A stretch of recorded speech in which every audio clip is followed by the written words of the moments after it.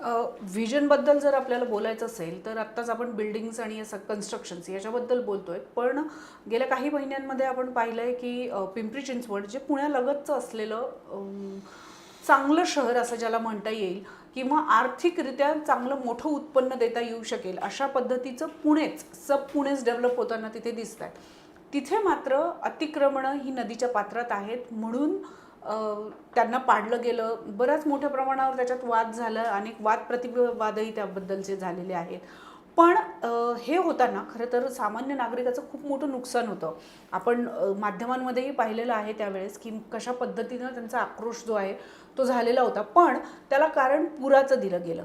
आता जेव्हा एखादं शहर वसवलं जातं किंवा एखाद्या बिल्डिंग्स बांधायला परवानगी दिली जाते त्यावेळेला हे व्हिजन कामी येत नाही का, हा एक मुद्दा. आणि दुसरं, ज्या पद्धतीनं पिंपरी चिंचवडमध्ये गुंठमंत्री वाढत आहेत, ते वैशाली हगवणीची केस असो किंवा इतरही आणखीन केसेस आपण बघितलेले आहेत, याच्यामध्ये या गुंठमंत्रींचं वेगळंच नगररचना नियोजन चालतं का, त्याचा खरंच इम्पॅक्ट ॲक्च्युली याच्यावर होतो का?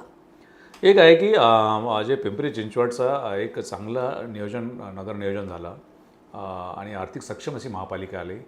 त्याला कारण आहे की ते MIDC होतं आणि MIDC असल्यामुळे तिथे लोक पुण्यात राहायचे आणि तिथे जाऊन काम करायचे आणि त्याच्यामुळे मग सुरुवातीला लोकसंख्या कमी होती, पण त्यांचं उत्पन्न खूप वाढलं.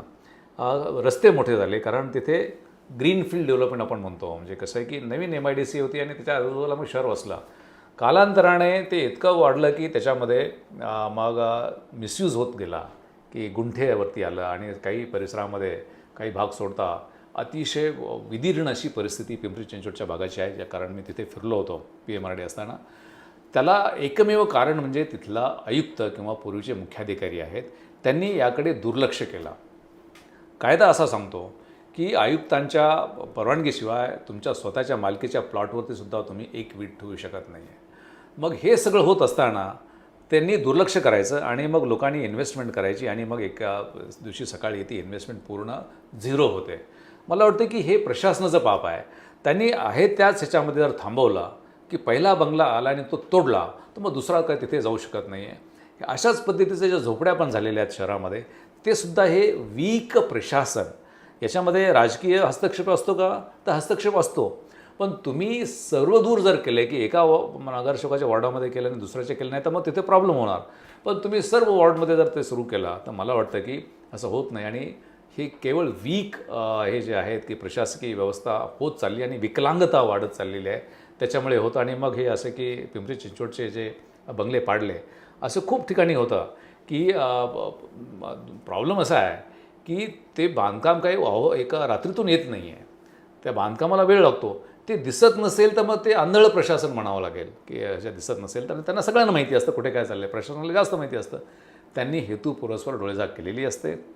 आणि मला वाटतं की याच्या विरुद्ध कमीत कमी त्या स्थानिक एरियामध्ये जे वॉर्ड ऑफिसर असेल किंवा तुमचा बांधकाम परवानगी देणारा तिथले इन्स्पेक्टर असेल किंवा डेप्युटी इंजिनियर असेल, यांच्या विरुद्ध जोपर्यंत FIR होत नाही तोपर्यंत मला वाटतं की हे प्रकार चालू राहणार आहेत. त्यांना जबाबदार जोपर्यंत धरलं जात नाही तोपर्यंत हे होतं आणि मग आक्रोश होतो. पण त्या आक्रोशाला तसा अर्थ राहत नाही आहे, कारण तुम्ही चूक केलेली आहे आणि आम्हाला न्यायालयाने सांगितलेलं आहे म्हणून आम्ही करतो आहोत.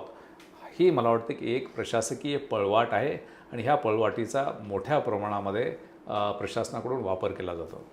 पण शेवटी त्याचा दूरगामी परिणाम जो आहे तो शहरांवर होतो, शहरांच्या विकासावर होतो, असं तुम्हाला नाही वाटत का? प्रचंड होतो. आणि याच्यामध्ये असं आहे की शेवटी मी अगोदर सांगितलं की राजकीय व्यवस्थेला निवडणुका जिंकायच्या असतात आणि त्यासाठी मग ती काही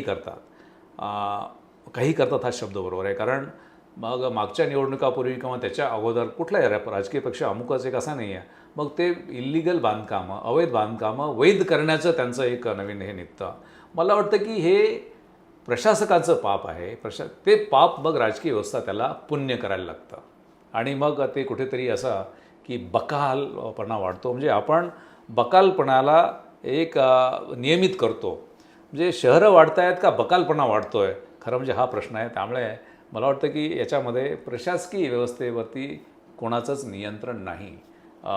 कारण त्या मंत्र्यांचं पाहिजे, पण मंत्र्यांचं ठीक आहे दैनंदिन देत नाही, पण सचिव जे आहेत त्यांना कायद्याने ते प्रशासकीय प्रमुख असल्यामुळे त्यांच्यावरती जबाबदारी निश्चित केली पाहिजे की हे जे घडते तुमच्या खात्यामध्ये ते का घडते आणि त्याला तुम्ही जबाबदार आहात.